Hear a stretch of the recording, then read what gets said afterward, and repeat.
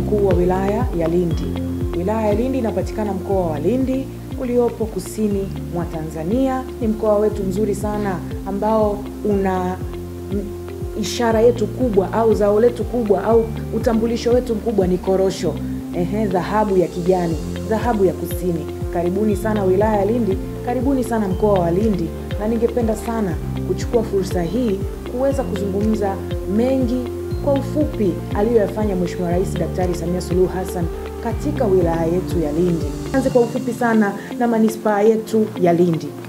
Kuanzia Mheshimiwa Rais Daktari Samia Suluhu Hassan aingie madarakani, manispaa ya Lindi imekwisha kupata bilioni 82,278,163,163.69 ya maendeleo yetu. Kuanzia Mheshimiwa Rais Daktari Samia Suluhu Hassan aingie madarakani, tumeweza kupata zaidi ya bilioni 86 za maendeleo katika wilaya ya Lindi peke yake. Tumeona miradi mikubwa sekta ya afya, tumeona miradi mikubwa sekta ya elimu, miundombinu, maji na barabara. Fedha hizi zinaakisi maendeleo ya mkoa wetu na wilaya yetu. Moja kati ya miradi mikubwa sana katika manispaa yetu ya Lindi ni shule ya wasichana ya Kilangala. Ile ni shule maalum ya wasichana ya sekondari ya sayansi kwa ajili ya kumuinua binti katika masomo ya sayansi na tehama. Shule ile imegharimu zaidi ya bilioni 4.6, imekamilika na Mheshimiwa Rais mwenyewe aliweka jiwe la msingi Septemba 2023.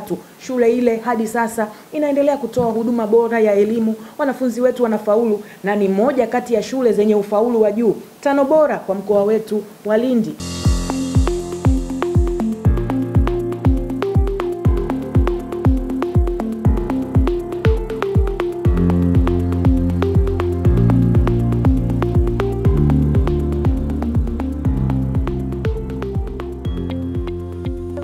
Kwanza napenda kumshukuru Dr. Samia Suluhu Hassan kwa ujenzi wa shule hizi za sayansi kwa wasichana, kwa kuwa amewezesha usawa wa watu wenye ulemavu na wasio na ulemavu. Kwa kipekee kabisa na kwa unyenyekevu mkubwa, ningependa kumshukuru Mheshimiwa Dr. Samia Suluhu Hassan kwa mradi wa shule hii ya wasichana wanaosoma masomo ya sayansi.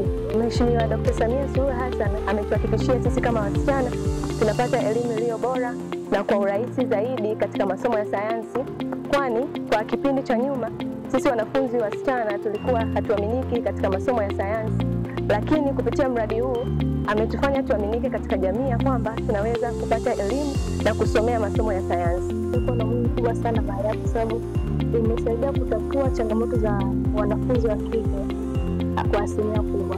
Kwa mfano, wengi walikuwa wanapata changamoto ya umbali mrefu kufika shule, kwa kushindwa kufikia malengo yao kwa sababu ya ule umbali, walikuwa wanapata vishawishi vingi njiani. Lakini pia majaribu mengi yaliweza kuepuka. Kwa mfano, vishawishi vya wengi walikuwa na njiani kwa kupata mimba. Shukuru sana, na pia tunamwahidi kwamba tutasoma kwa vyovyote pia ambavyo kama ikiwezekana kufanya chochote tutajitahidi. Ujenzi wa shule hizi za sayansi maalum za wasichana zimekwenda kuamsha hali na kuleta juhudi kwa wanafunzi kuhakikisha kwamba wanasoma kwa bidii ili waweze kutimiza ndoto zao na malengo yao.